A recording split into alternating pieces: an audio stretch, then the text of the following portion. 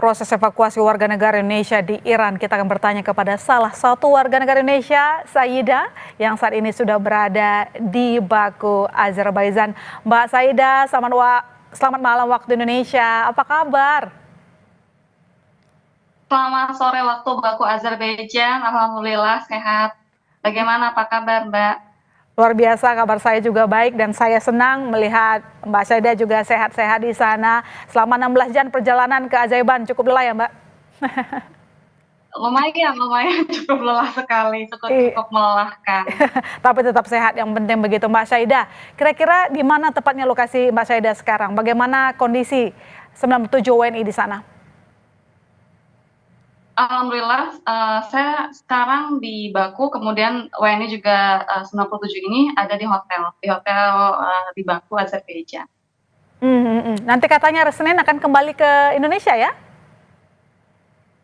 Insya Allah, karena kan sekarang ada kloter per kloter ya. Kemungkinan nanti malam ini di, eh, diberi tahu, kemudian kan masih pendataan, terus besok mungkin ada dari jam 5, jam berapa, ada per kloter. Nanti insya Allah Senin atau malam atau Selasa mungkin sudah sampai di Indonesia insya Allah.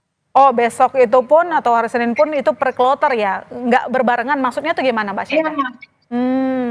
Oke. jadi gini, karena kan harga tiket itu lumayan kan, menurut informasi dari Tomo sendiri gitu kan. Terus jadi misalnya besok itu diterbangkan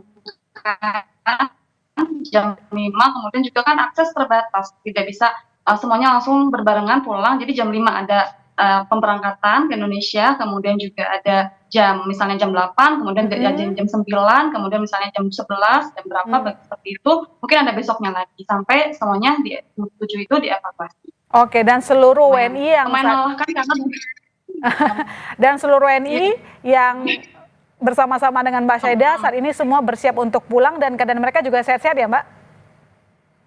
Iya, alhamdulillah sehat. Mungkin ada pas kemarin kami di perbatasan itu ada beberapa yang tertahan karena kan ada yang bawa bayi, kemudian bayinya itu belum ada paspor gitu. Tapi alhamdulillah bisa sampai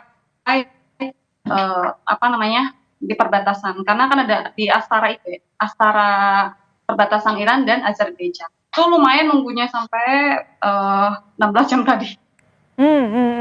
Mbak Saida, mungkin bisa diceritakan waktu pertama ada serangan di Teheran sebelum Mbak Saida dievakuasi ke Baku. Apa yang terjadi di sana? Apakah memang sangat menggemparkan sehingga membuat Mbak Saida ini memilih untuk ikut dalam proses evakuasi di gelombang pertama?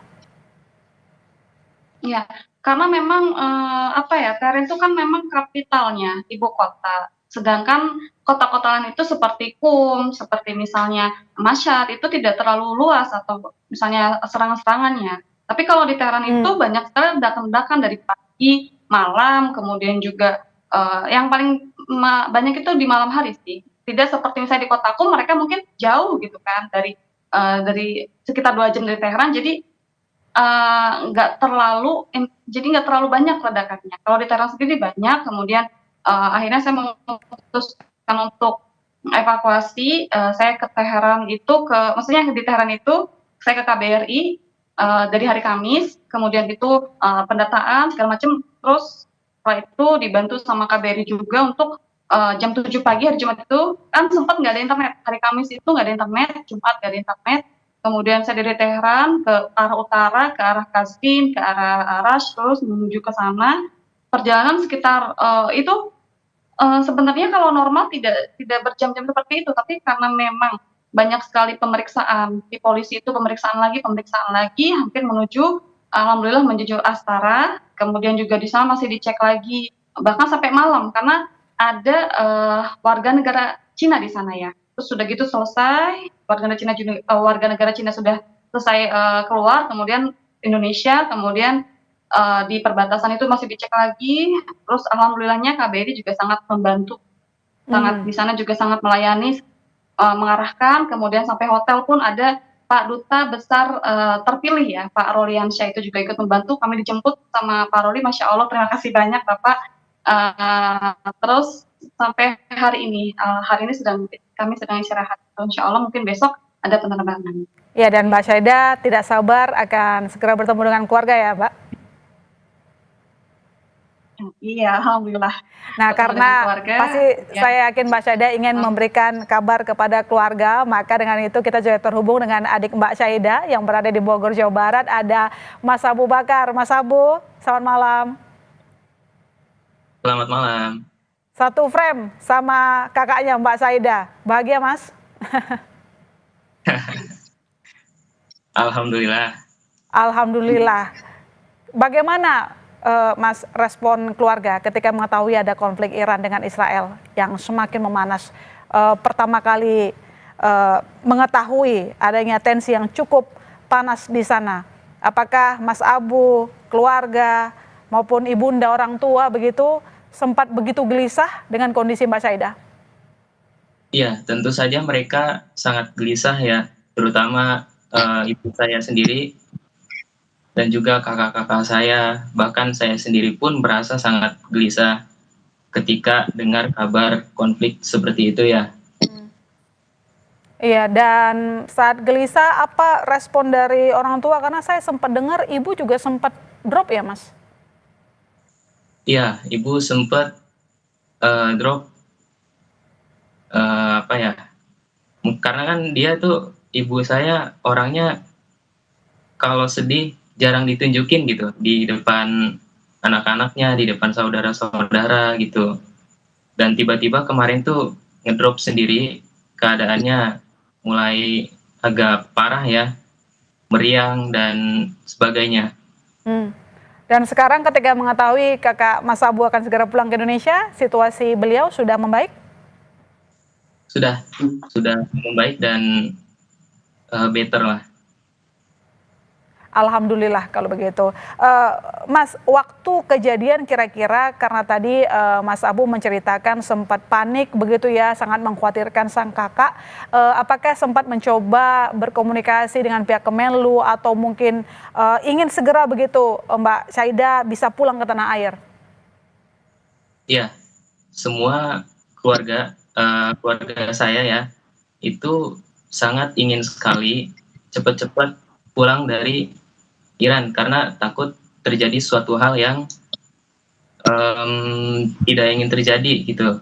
Nah, karena ada kakak saya yang pertama itu Mas Daud ya, dia sampai minta ke beberapa teman ya untuk memulangkan Syaida.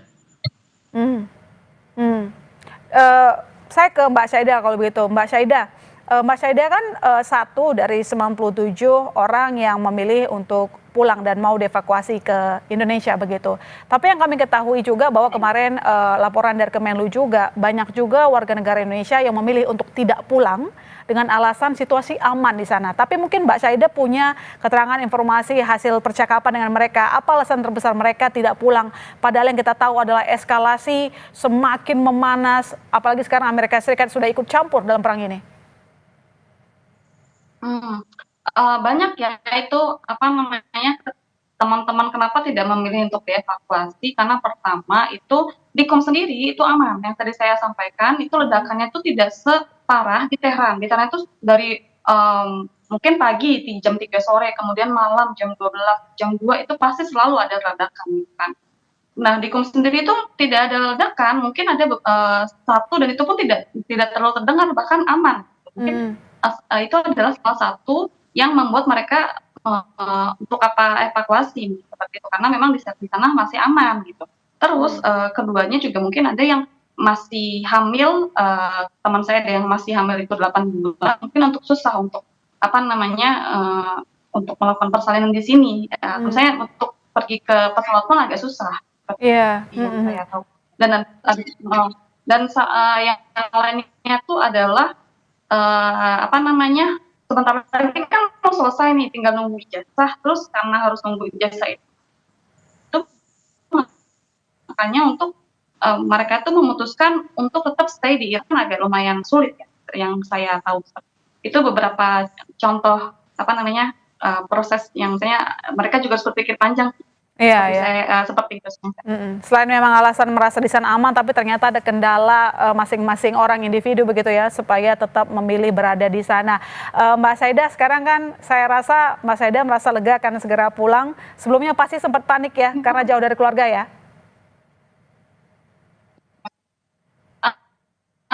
Panik, pasti Oke. panik ya, karena kan memang saya di sini sendiri. Tahu Iya. biasanya memang dari dulu pas masa Amin itu tidak seramai ini gitu. Masa Amin itu Oke. juga ada pernah berapa kali, Mhm. itu nggak separah yang sekarang gitu. Mhm. Akhirnya Oh. saya memilih untuk Iya, dan karena kemarin sempat panik, tapi sekarang sudah satu layar dengan sang adik, begitu mungkin ada yang ingin disampaikan kepada adik, Mas Abu? iya. Alhamdulillah sih saya selalu menyampaikan kepada keluarga saya sendiri pun tidak harus maksudnya panik, tetap tenang, tetap jaga kondisi kesehatan. Saya pun seperti itu. Jadi karena kan kalau kita panik nanti akan ngedrop gitu kan. Jadi tetap tenang, tetap waspada, itu aja sih. Terus juga terima kasih juga untuk KRI, Kemlu juga, terus kemudian atas pertahanan itu sangat membantu, itu kemana-mana pun sampai ditungguin sampai harus masuk baru mereka akhirnya pergi lagi gitu. Iya, Mas Insya Abu, Allah. Mas Abu ada Ya, yang ingin disampaikan kepada kakak sebelum nanti kangen-kangenan di Bogor? ya mungkin cuma nanyain kabar ya, gimana situasinya sekarang kan udah lumayan membaik dan kami pun sering saling berinteraksi di WhatsApp ya. Jadi setiap waktu kita membagi kabar gitu. Ya mungkin tidak ada ya kalau di sini ya. Sudah kita semua soalnya. Iya ya, apalagi memang kalau relasi kakak adik begitu ya. Terima kasih Mbak Saida, terima kasih Mas Abu Iya. telah bercerita di Kompas Malam. Mbak Saida, semoga selamat sampai Indonesia, bertemu kangen dengan keluarga. Ibu sudah sangat rindu dengan Anda. Terima kasih sekali lagi Mbak Saida, Mas Abu, selamat malam.